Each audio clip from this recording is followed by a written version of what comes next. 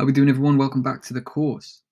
We're now running through the trading plan section and talking about actually preparing your trading plan, ready to go out into the markets and conquer. So money management is going to be one of the core aspects of your trading plan, and it's going to be one of your core aspects of trading, right? We run this like a business, and we need to be on top of money management at all times. That includes managing our risk and actually managing the amount of capital and working with that capital in terms of revenues and outgoings, right, with wins and losses. So we need to treat this like a business. So without further ado, this video, we are going to talk through the different aspects of money management that you need to consider bringing into your trading plan. So there are 4 key aspects of money management. These are all going to be worked into your plan. We have capital, which refers to the amount of capital you're trading with. Risk tolerance, which refers to your individual risk aversion and ability to actually take on certain amounts of risk. We spoke about this earlier in the course in the risk management section. Individual trade risk, which very much suits the risk tolerance. Okay, it is a lead on from the risk tolerance section, and it's going to talk about how much actual individual risk you are willing to take on each trade. Limits and guidelines are going to be in the core of your trading plan as well. Limits and guidelines refer to the amount of money that you will be able to lose before making a trade cutoff for that session. So if you lose X amount, you will cut off your trading until next week or next month or so on. So let's talk about these different money management aspects then. So capital, starting point. This is the starting point of our entire trading plan. Okay, when you have those manifestations and those motivations outlined, as we spoke about in the previous video, you now want to actually consider capital. So how much money are you actually going to trade with? It's going to form the basis of your risk tolerance and the basis of your risk management plan. And the reason is because you need to know how much capital you're trading with before you can actually decide how risk averse you're going to be. Now, what I mean by this is if you are trading with a small account, $100, £100, you can go ahead and risk 4%. Okay, you may even go ahead and risk more, though I don't recommend it. But you can go ahead and risk 4% without feeling, too stressed out, right? If you lose a trade, you're going to lose £4 or $4, and that's not a whole lot of your account, right? Now, if you're trading 100,000, a 4% loss is going to put you back £4,000 or $4,000. Now, that's going to hurt a little bit more, okay? So decide how much capital you're going to be trading with, and then really we're going to work our risk tolerance and our risk aversion around that. So that is main aspect of capital. That's the main aspect of capital. How much of the capital that you're trading with are you actually going to put at risk? Leading on from that, then we have that risk tolerance, what we just spoke about. How much of your account, how much money are you actually happy to risk per trade, right? If you're trading a 2% risk per trade on a 10%, I mean a $10,000 account, right? You're risking $200 on that trade. Now, if you drop your account down to 5,000, you may still be willing to risk $200 per trade, okay? Which would then bump your risk tolerance up to 4%. On the contrary, you might not want to hold your risk at 2% or 4%, sorry, if we are shifting the account up to a $20,000 account, because then you're going to be risking a lot, right? You're going to be risking $400 per trade. You might want to keep that risk around 200. So decide how much you're actually happy to risk per trade. 1%, 2%, 3%, 4%. I never recommend going past 4%. That's when things begin to get a bit hectic and a little bit dangerous. But you need to decide on that how much you are happy to risk per trade, right? Risk tolerance is going to be based on your personal risk aversion and your personal ability to handle loss.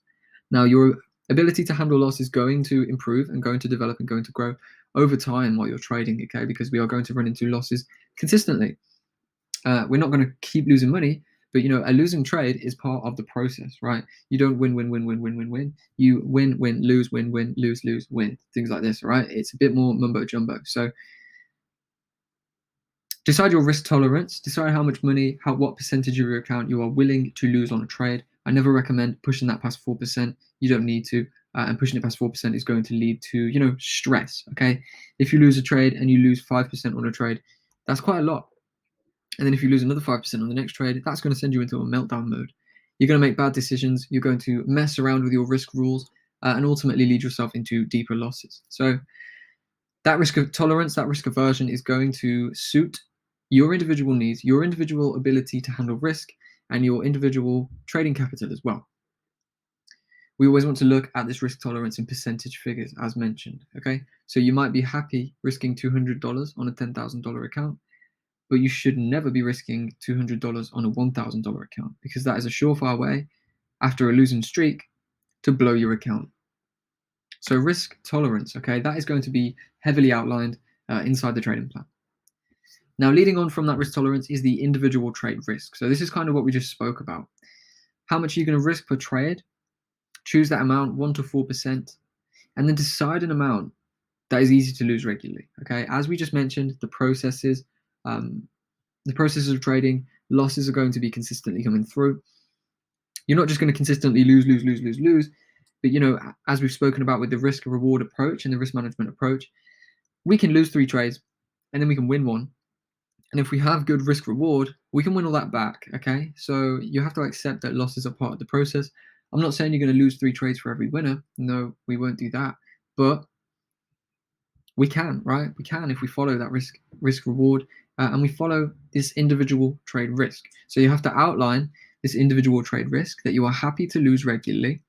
Now, the reason I stick to 2% myself is because if I'm losing 4% on every trade, that's not going to feel easy. Okay, let's say you are trading $1,000 and you lose a trade at 4%. You've just lost $40. Now, it might not sound too bad, but 3 trades and you are down under $900, right? You're at $880 after 3 trades, or thereabouts. So that then might stress you out a little bit. You might think, wait, I've just turned my $1,000 into 800 and something in 3 trades, and that's going to be stressful, right? And then you might be, messing up your processes trying to bring that back. So you need to decide an amount that's easy to lose regularly. 2% is nice. If I've got a $1,000 account and I lose $20 on that, I'm not too stressed. That seems like a tiny little scraping off the top, and it can easily be won back with the next trade, 1 to 2 or higher risk reward, making me back a nice 40, which then feels like a nice profit. So that is why I think 2% is the sweet spot. It's easy to lose regularly. When a trade comes through and you lose 2%, it's no big deal. But 2% allows you to maximize profits, okay? 1% is easier to lose. But when you win a trade at 1% risk, your profits are small. You can get a 1 to 2 risk reward. You're only making 2%. If you get a 1 to 2 risk reward on a 2% risk account, you're making 4%, right? So your profits are doubled. And because we always control that risk, the profit doubling is, of course, going to go much further than the doubled loss as well. So let's say we hit a loss on a $1,000 account using 1% risk. We are down to 990.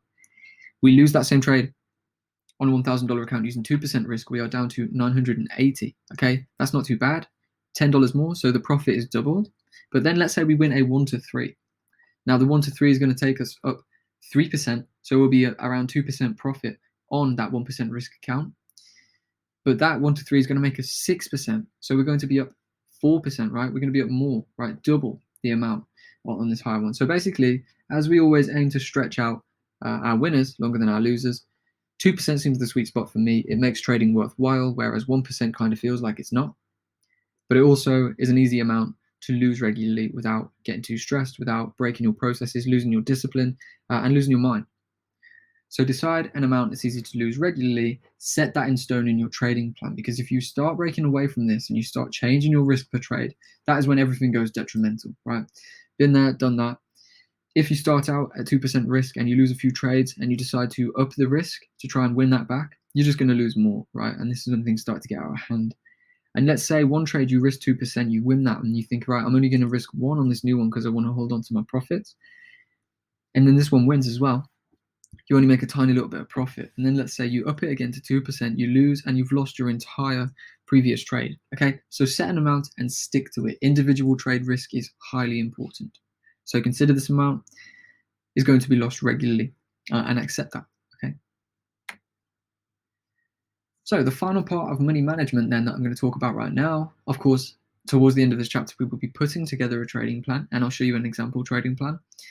Limits and guidelines. So these are cutoff points for your losing trading sessions. Now, whether that be a day, a week, or a month, you need to set these parameters. So if I lose X amount in a week, I'm going to cut off my trading. If I lose X amount in a month, I'll cut off my trading and review my strategy. So let's give some examples. Right, so let's say we put in place some parameters. If I lose 4% in a day, 2 losses. If I lose 2 trades in a day, I'll cut off my trading. Come back tomorrow. If I lose 3 trades in a week, I will cut off my trading, come back next week after a weekend of backtesting, a weekend of retesting my strategy, and building my confidence back up in it. Now, if I lose X amount in a month, let's say if I lose 6 trades in a month, no winners or something like this. Of course, I'm not saying if you lose 6 trades paired with winners, but let's say you lose 10% in a month. You'll cut off your trading and review your strategy. Okay, if you have bad performance over a month like that, where you lose 10% in a month, strategy probably needs a little bit of reworking, right? Over a week, losses are fine, losses are normal. But if you do lose consistently for a month, potentially go and actually backtest your strategy and see if there's any ways that you can refine that and improve that. On the flip side, if you make X amount in a week, month, cut off your trading as well. Now, the reason is, as we spoke about in the psychology section, greed can seep in. Okay, greed can really creep in and cause real issues. So let's say you make 5% in a week. Now, that's some nice profits. You might even want to bump it up to 10% if you're a super aggressive trader. But let's say you reach 5% in a week. There's no reason really to be sitting in the market putting yourself at more risk. It's easy then to just cut off trading and just allow the markets to move, come back next week, than it is to actually give all that profit back and feel like an idiot by the Friday weekend session comes in. So always think cutoff points need to be marked down in your trading plan. Loss cutoffs. So if you lose a certain amount in a week, a day, a month, cut off, review your strategy, have some time to chill and allow the markets to realign. And on the flip side, if you make a lot of money, don't let that greed and cockiness seep in. Cut off your trading at a set profit target and then run the market again next week. Okay, there's no need to go smashing the market time and time again, because eventually you're going to run into a loss. And if you are feeling greedy like this, chances are you might even be susceptible to revenge trading. And if you take a loss, then you might start upping your position sizes to try and make that back. And if that happens, you can easily give away all the profit you've made that week and more. So don't do that. Okay, that is pretty much all for this money management section. Then recapping, we have capital. So how much capital are you going to be trading with? Your risk tolerance based on that capital. How much are you happy to risk? And your individual trade risk as well, both fit into the same section. And then limits and guidelines. How much are you going to risk in a week, a month, any specified time period before you actually cut off your trading, review your strategies, do some back testing, and re-roll, ready to go again on the new session. Okay, so that is all for this video. We're now going to be moving on to talk about the flip side of this, targets and guidelines, where we'll elaborate a bit more on what we said about the cutoff for profits. Hopefully everything's coming together now. We are just starting out here with the trading plan really, but by the end of the chapter, you should have a good idea of what you need to include in your trading plan. There's also going to be a PDF where you can actually print that out and write down your plan. Of course, you might want to make one yourself, but it gives you a general template. So let's dive into the next video. Thank you for watching. Hope you found some value, and I'll see you over there.